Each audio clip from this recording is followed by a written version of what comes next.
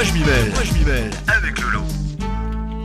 2000 de Papé à Yorana, Lolo. Je suis bien content qu'un journal parle enfin du mécontentement des gens à propos du retard de buzz sur la côte ouest de Tahiti. Je confirme que la situation se dégrade de mois en mois et je n'ai pas l'impression que ça va s'arranger de sitôt.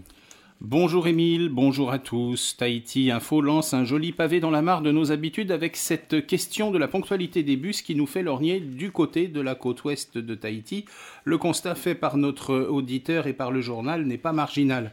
Il y a un vrai sentiment de ras-le-bol et de fiou qui s'exprime en réaction à ce sujet et les témoignages n'en finissent pas de se cumuler.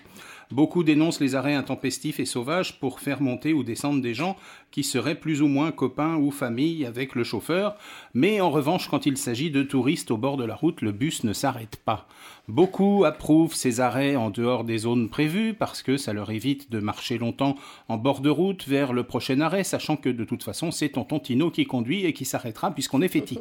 Des témoignages racontent qu'on peut se poster à 6h du matin pour attendre un bus qui passera seulement vers 8h. On lit souvent que les chauffeurs s'arrêtent à la tête du client, on prête même à certains des petites poussées racistes, on constate des différences de politesse entre les bus orange et les bus rouges, des matahiapos se rappellent le temps où les trucks passaient toutes les 30 minutes, alors qu'aujourd'hui l'intervalle entre deux bus est beaucoup plus long et surtout très irrégulier. Certains chauffeurs refuseraient de prendre à bord de leur bus des petits chiens tenus dans un panier, d'autres utiliseraient leur Vini en conduisant au vu et au su de tous les passagers.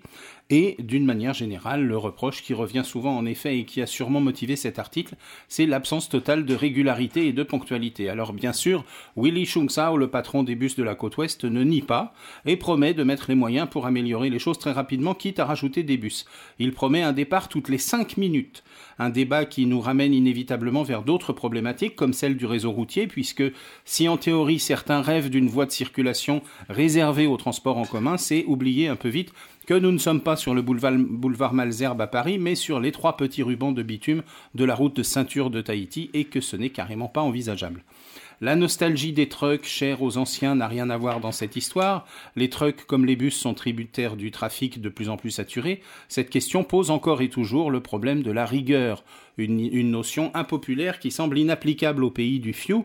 Demander de la rigueur, suggérer de la rigueur, c'est vite passer pour un emmerdeur. Elle est cool la vie à Tahiti, on est d'accord, mais ce précepte de coolitude ne doit peut-être pas être généralisé à tous les domaines. Elle ne doit pas s'imposer au détriment de la sécurité, par exemple. Et pour ce qui concerne les transports en commun, il faudrait bien pourtant réformer tout ça pour obtenir de meilleures prestations qui nous permettraient d'avoir davantage confiance dans un système fiable le jour où l'on veut se rendre en ville pour un rendez-vous important. Ça nous permettrait enfin de nous affranchir de nos voitures et de désengorger le trafic. Peut-être faut-il commencer par une énumération claire des lignes existantes. Je plaisantais il y a quelques semaines sur l'annonce en grande pompe de la ligne 32 à travers Papeete et Pirée en m'interrogeant sur les 31 autres lignes. N'empêche qu'il faut bien commencer par ça.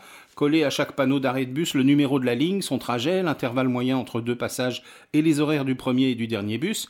Faire circuler cette liste au cours d'une grande campagne d'information qui nous permettrait de savoir qu'on peut prendre par exemple le bus 17 depuis la mairie de Papeete pour aller jusqu'à Papara. Et oui, il faudra aussi que les chauffeurs fassent des efforts et arrêtent les pauses dans des supérettes de district en plein service pour aller chercher leurs bisons. Et sinon, pendant ce temps, sur la côte Est, tout se passe bien ? Oui, écoute, parce que ça c'était la côte ouest. Donc... Ça doit être pareil. Terminus, tout le monde descend. Merci Lolo.